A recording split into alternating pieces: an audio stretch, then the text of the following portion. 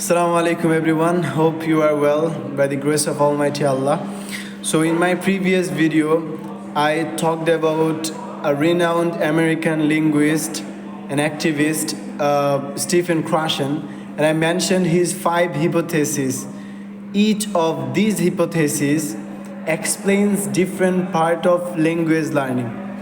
So as we are learning second language, especially English, we must know some way of acquiring this language. So today I have planned to discuss the first hypothesis of this theory. So the first hypothesis was acquisition and learning hypothesis. So I have planned to talk about the first part of this, that is acquisition. Because if I talk about these two things, it will take much time and you may get bored.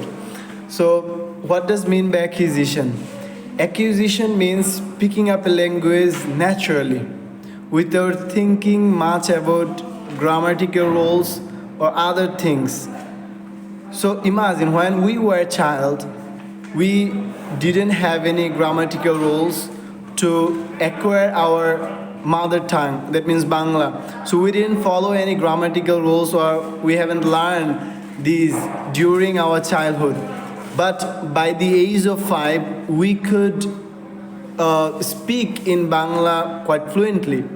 So how it happens?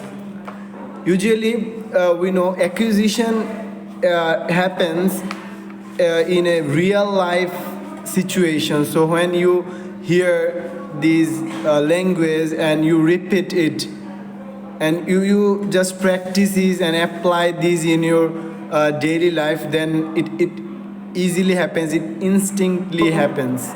Okay. Sometimes we become surprised by watching different videos on social media where we see that the children aged 7 to 8, they are speaking or delivering their speech quite fluently, and we feel despondent that the little girl is speaking but I couldn't. So why it happens?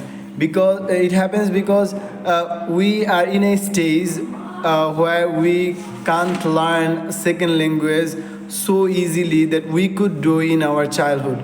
So a child can easily acquire this by repeating and staying in a real life situation.